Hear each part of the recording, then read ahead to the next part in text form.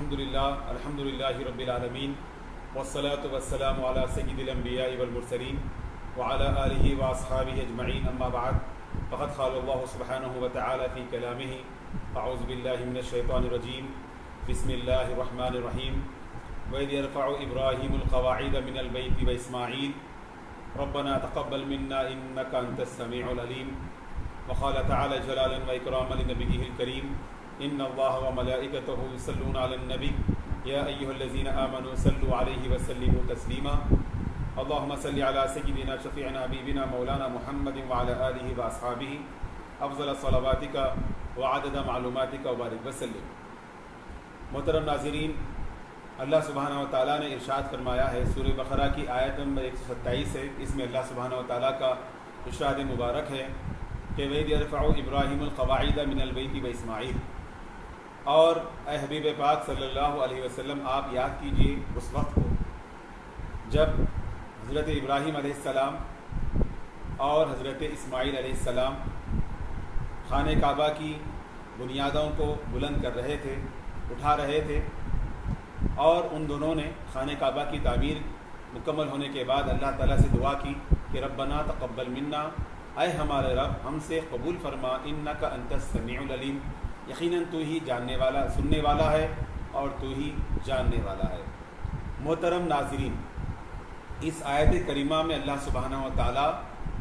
اس منظر کو بیان فرما رہا ہے جب حضرت ابراہیم علیہ السلام اور حضرت اسماعیل علیہ السلام خانہ کعبہ کی دیواروں کو بلند کر رہے تھے، خانہ کعبہ کی تعمیر فرما رہے تھے. خانہ کعبہ کی تعمیر حضرت ابراہیم علیہ السلام نے اور حضرت اسماعیل علیہ السلام نے فرمائی. اب یہ سوال یہ پیدا ہوتا ہے کہ ساری تاریخ میں، چاہے انسانی تاریخ ہو یا پھر دنیا کی اس سرزمین کی تاریخ ہو، خانہ کعبہ کی تعمیر کب کب ہوئی اور کتنے بار ہوئی؟ محدثین کرام اس سلسلے میں ان کے مختلف اقوال ہیں. بعض علماء نے فرمایا ہے کہ 5 بار تاریخ میں خانہ کعبہ کی تعمیر ہوئی ہے. دیگر محدثین جیسے کہ امام قسطلانی نے لکھا ہے کہ خانہ کعبہ کی تعمیر تاریخ میں تقریباً 10 بار ہوئی ہے. سب سے پہلی تعمیر فرشتوں نے کی، پھر حضرت آدم علیہ السلام نے فرمائی، پھر حضرت آدم علیہ السلام کی اولاد امجاد نے فرمائی، پھر حضرت ابراہیم علیہ السلام اور اسماعیل علیہ السلام نے فرمائی. اس کا اللہ سبحانہ و تعالیٰ نے سورہ بقرہ کی آیت نمبر 127 میں ذکر فرمایا ہے. حضرت ابراہیم علیہ السلام کے بعد جرہم کا جو قبیلہ تھا انہوں نے کیا، پھر عمالقہ نے تعمیر کیا، پھر قریش نے تعمیر کی تھی، پھر قریش کے بعد حضرت عبداللہ ابن زبیر رضی اللہ تعالیٰ عنہ نے تعمیر فرمائی، پھر حضرت کے بعد عبد الملک بن مروان کے زمانے میں اس کی تعمیر ہوئی. اس طرح سے تقریباً 10 بار خانہ کعبہ کی تعمیر عمل میں آئی. تاریخ میں ساری انسانی تاریخ ہو یا پھر فرشتوں سے جو دیکھتے ہیں تو سب سے پہلے فرشتوں کی تعمیر ہے اور سب سے آخر میں عبد الملک بن مروان کے زمانے میں تعمیر کی گئی تھی. یہ خانہ کعبہ کی تاریخ ہے تعمیر کے حوالے سے. حضرت محترم، اس آیت میں اللہ سبحانہ و تعالیٰ اس منظر کے بارے میں فرما رہا ہے جب ابراہیم علیہ السلام اور اسماعیل علیہ السلام خانہ کعبہ کی دیواروں کو اٹھا رہے تھے. بنیادیں جو سابقہ بنیادیں تھیں، حضرت ابراہیم علیہ السلام کو ان بنیادوں کی نشاندہی کی گئی. آپ اسی بنیاد پر خانہ کعبہ کی تعمیر فرما رہے تھے. روایت میں آتا ہے کہ حضرت اسماعیل علیہ السلام پتھر لا کر دیتے جاتے تھے اور حضرت ابراہیم علیہ السلام تعمیر فرماتے تھے. اس طرح سے تعمیر مکمل ہوئی. محترم ناظرین، آپ دیکھیے اللہ سبحانہ و تعالیٰ کو منظر، اللہ سبحانہ و تعالیٰ نے اس منظر کو کیسے ہمارے لیے بیان فرمایا. کتنا خوبصورت منظر تھا، کتنا روحانی منظر تھا جب اللہ سبحانہ و تعالیٰ کے گھر کی تعمیر ہو رہی تھی، وہ بھی خانہ کعبہ کی تعمیر ہو رہی تھی. اللہ نے اس منظر کو بیان فرمایا کہ یاد کیجئے جب ابراہیم علیہ السلام، اسماعیل علیہ السلام بنیادوں کو، خانہ کعبہ کی بنیادوں کو بلند کر رہے تھے. سارے منظر کو اللہ نے بیان کر دیا، حکایت کے ساتھ بیان کیا. حالانکہ زمانے ماضی کی بات ہے، ہزاروں سال پرانی بات ہے. جب قرآن کریم نازل ہوا اس سے بھی ہزاروں سال پہلے کی بات تھی، لیکن اللہ تعالیٰ نے فعل مضارع سے فرمایا تو مفسرین نے لکھا یہ حکایت ہے، اس زمانے ماضی کی حکایت میں اللہ تعالیٰ نے فعل مضارع سے ارشاد فرمایا کہ وہ کیا ہی بہترین اور خوبصورت منظر تھا جب اللہ کے خلیل اور ذبی علیہ السلام یہ دونوں خانہ کعبہ کی تعمیر فرما رہے تھے۔ محترم ناظرین، اس پر آپ غور فرمائیے کہ در حقیقت کوئی گھر بناتے ہیں، کوئی تعمیر کرتے ہیں تو مزدوروں سے تعمیر کیا جاتا ہے۔ عموماً مزدور جو ہوتے ہیں وہ تعمیر کرتے ہیں اور جو بڑے لوگ ہوتے ہیں وہ تعمیر کرواتے ہیں، لیکن چونکہ خانہ کعبہ اللہ کے گھر کا مسئلہ تھا، اللہ تعالیٰ نے حکم فرمایا تھا، ابراہیم علیہ السلام نے اور اسماعیل علیہ السلام نے بذات خود اپنے ہاتھوں سے وہ تعمیر فرمائی، کیونکہ یہ اللہ سبحانہ و تعالیٰ کا گھر کا مسئلہ تھا، خانہ کعبہ کی تعمیر تھی۔ اس سلسلے میں ہم نے ہمارے استاد محترم ہندوستان کے عظیم محدث عمدۃ المحدثین حضرت علامہ مولانا محمد خواجہ شریف صاحب سابق شیخ الحدیث جامع نظامیہ سے ہم نے سنا تھا کہ ایک چرم قربانی کی مہم کے سلسلے میں جو جلسہ منعقد ہوتا ہے، اس سلسلے میں حضرت طلباء کو ابھارتے ہوئے آپ نے فرمایا تھا کہ بظاہر چرم قربانی کا جو کام ہوتا ہے وہ ایک تھوڑا الگ سا کام ہوتا ہے، لیکن آپ نے فرمایا تھا حضرت نے کہ خانہ کعبہ کی تعمیر، اس کی جو تعمیر ہوئی تھی حضرت ابراہیم علیہ السلام نے اور اسماعیل علیہ السلام نے اپنے ہاتھوں سے خود کی تھی، تو جو کام نسبت والا ہوتا ہے، نسبت کے لحاظ سے کام بڑا ہو جاتا ہے۔ تو اس لحاظ سے حضرت نے فرمایا تھا کہ چرم قربانی کا جو کام ہوتا ہے وہ دین سے منسلک ہے، اس سے دینی تعلیم کے سلسلے میں، نشر و اشاعت کے سلسلے میں مدد ملتی ہے، اس لحاظ سے وہ کام بہت اہمیت کا حامل ہوتا ہے، کیونکہ آپ نے مثال دے کے بیان فرمائی، حالانکہ دیوار اٹھانا یہ تو عام لوگ کرتے ہیں، لیکن حضرت ابراہیم علیہ السلام اور اسماعیل علیہ السلام نے جو کیا تھا اپنے ہاتھوں سے کیا تھا، کیونکہ وہ خانہ کعبہ کی تعمیر تھی اور اللہ کا حکم تھا، اسی لیے انہوں نے اپنے ہاتھوں سے کیا تھا۔ تو بعض کام جب وہ کسی بڑی چیز کی طرف منسوب ہو جاتے ہیں، جب کسی بڑے کام کی طرف منسوب ہوتے ہیں، اس کی نسبت کہیں بڑی جانب ہو جاتی ہے، وہ کام بھی بڑا ہو جاتا ہے۔ الغرض حضرت ابراہیم علیہ السلام نے اور اسماعیل علیہ السلام نے خانہ کعبہ کی تعمیر فرمائی، اللہ تعالیٰ نے اس سارے منظر کو یہاں پر ذکر فرمایا ہے۔ دیکھیے ابراہیم علیہ السلام کا ذکر ہے، پھر اس کے بعد ابراہیم کے بعد القواعد مفعول کا ذکر ہے، پھر اسماعیل و اسماعیل کا جو لفظ ہے عطف کے ساتھ لفظ اسماعیل لفظ ابراہیم پر عطف ہو رہا ہے، تو اس کے اندر بیچ میں فاصلہ کیا گیا۔ تو مفسرین نے لکھا کہ ابراہیم کے بعد اسماعیل، یہ عربی زبان اور گرامر کے لحاظ سے فاعل جو ہے ابراہیم بھی فاعل ہے اور اسماعیل بھی فاعل ہے، یہ ایک کے بعد ہونا تھا،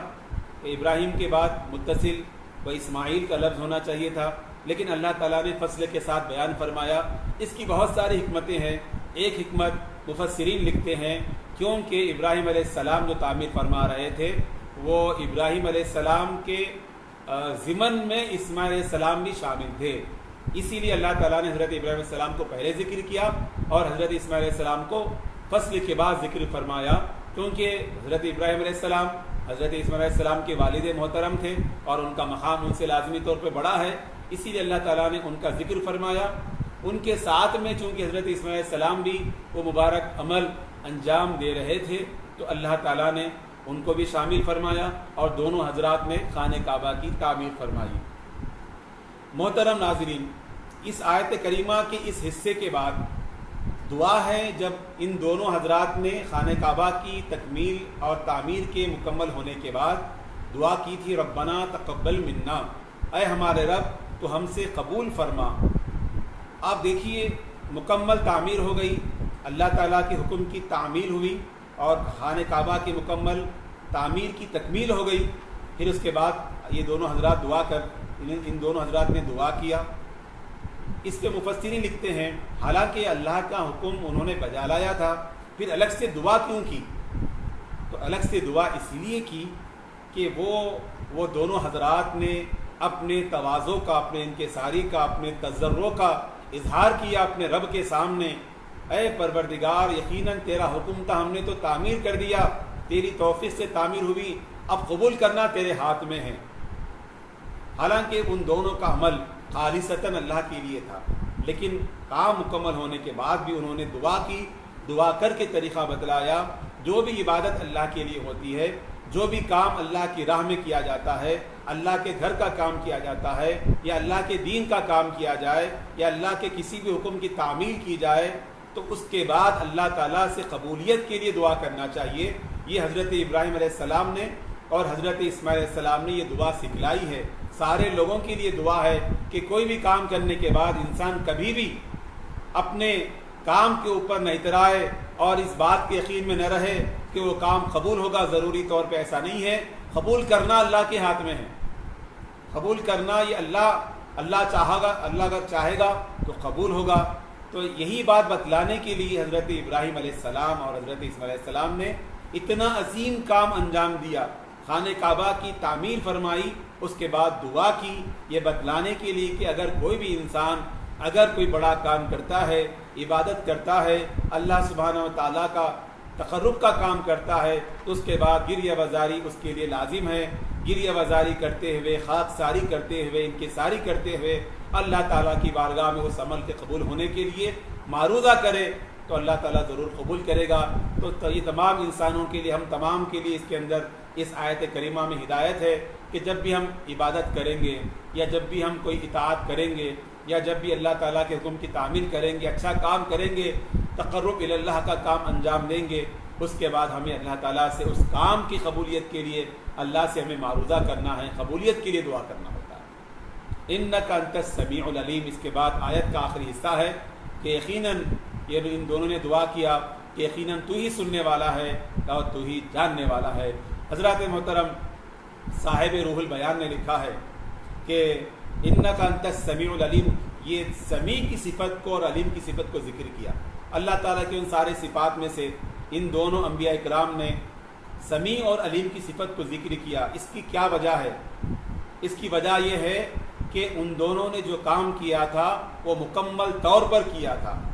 مکمل طور پر ساری جہتوں کے ساتھ انہوں نے کامل انداز سے خانہ کعبہ کی تعمیر کی۔ اس لحاظ سے انہوں نے سمیع کہا اور علیم کہا کہ ہم جو کہہ رہے ہیں تو جاننے والا ہے، اور ہم نے جو کیا تو اس کو، ہم جو کہہ رہے ہیں تو اس کو سننے والا ہے، اور جو ہم نے کیا تو اس کو جاننے والا ہے۔ اس بات کو بتانے کے لیے یہاں پر ان دونوں انبیاء کرام نے اللہ تعالیٰ کی دونوں صفتوں سمیع اور علیم کا ذکر کیا، کیونکہ ان دونوں نے کام کو مکمل طور پر انجام دیا تھا۔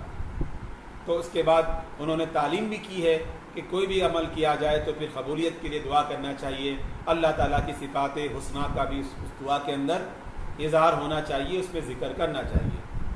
اس آیت کریمہ کے بعد محترم ناظرین، اللہ سبحانہ و تعالیٰ اس کی بعد والی آیت کریمہ میں یعنی سورہ بقرہ کی آیت نمبر 128 میں ارشاد فرماتا ہے ربنا وجعلنا مسلمین لک ومن ذریتنا امۃ مسلمۃ لک۔ ان دونوں انبیاء کرام نے دعا کی ربنا اے ہمارے رب۔ اس سے پہلی والی آیت میں بھی دعا تھی ربنا اے ہمارے رب، پھر یہاں پر بھی ان دونوں نے کہا ربنا اے ہمارے رب۔